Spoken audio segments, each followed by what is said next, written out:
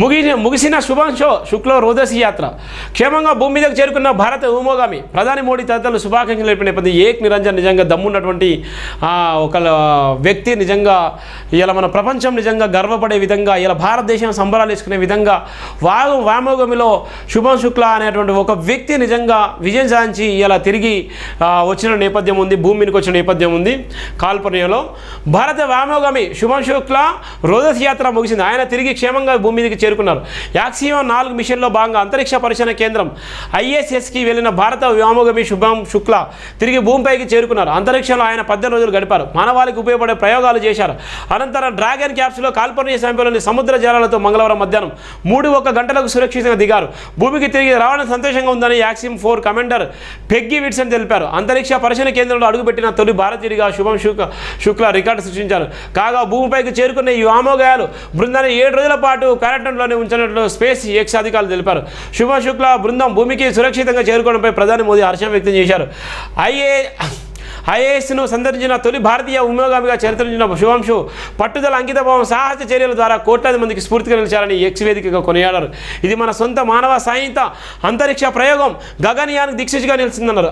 అంతర్జాతీయ అంతరిక్ష కేంద్రంలో పలు పరీక్షలు చేయబడిన యాక్సియం 4 మిషన్ బృందం స్పేస్ ఎక్స్కి చెందిన క్రూ డ్రాగన్ గ్రేస్ వ్యోమగామిలో సోమవారం బయలుదేరింది.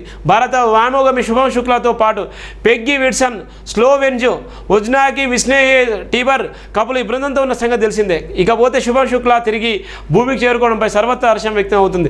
ఆయన తిరిగి భూమికి వచ్చిన సందర్భంగా స్వస్థలం లక్నోలో కేక్ కట్ చేసి సంబరాలు వేసుకున్నారు. ఆయన తనను బాగుంతో కన్నులు పెట్టుకున్న నేపథ్యం ఉంటుంది. ఇది మన చరిత్ర, ఇట్లా ఎదగాలి. ఇలా ప్రపంచం అంతా ఏ విధంగా ఉందో మనం చూస్తున్నాం. మనం ఏం చేస్తున్నాం అంటే ఇలా భయంకరమైన దోపిడీ వ్యవస్థ, నిందలు, అబద్ధాలు మోసుకొని ఇలా ఉన్నటువంటి అక్రమ సంబంధాలతో ఇలా జీవితాలు లాగం చేసుకొని కొద్ది క్షణాల సంతోషం కోసమే లైఫ్ లాగం చేసుకొని రోడ్ల మీద పడేటువంటి అనేక కుటుంబాలకు ఇలా ఈ వార్త మీకు ఒక శుభ పరిణామం. ఇలా అంతరిక్షంలోకి వెళ్ళి ఇలా తిరిగి భారతదేశం గడ్డ మీద అడుగుపెట్టినటువంటి ఒక భారత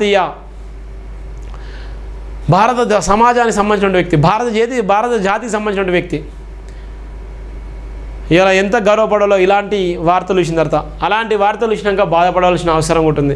ఇది జైభీమ్ దినపత్రికలో ఉన్నటువంటి ప్రధానమైనటువంటి వార్తలు. దయచేసి ప్రతి ఒక్కరు కూడా జైభీమ్ టీవీ ఛానల్ సబ్స్క్రైబ్ చేసుకోండి, షేర్ చేయండి, విలువైన కామెంట్ చేయండి. మన ఆత్మగౌరవ పోరాటం, ఆత్మగౌరవ నినాదం ఎందుకోసంటే చాలా రోజుల తర్వాత మాట్లాడాల్సి వచ్చింది కాబట్టి దయచేసి ఇలా ఎన్ని ఇబ్బందులున్నా, ఎన్ని కుట్రలు కుతంత్రాలున్నా ఇది మన SC ST BC మైనార్టీల ఆత్మగౌరవ నినాదం. ఇది భారత రాజ్యాంగ నిర్మాత బాబాసాహెబ్ అంబేద్కర్ ఆలోచనతో పుట్టినటువంటి ఏకైక నినాదం. దయచేసి ప్రతి ఒక్కరు కూడా సబ్స్క్రైబ్ చేసుకోండి, షేర్ చేయండి, విలువైన కామెంట్ చేయండి అని తెలియజేస్తూ ఇది మన ఆత్మగౌరవ నినాదం. Thank you so much. జై భీమ్.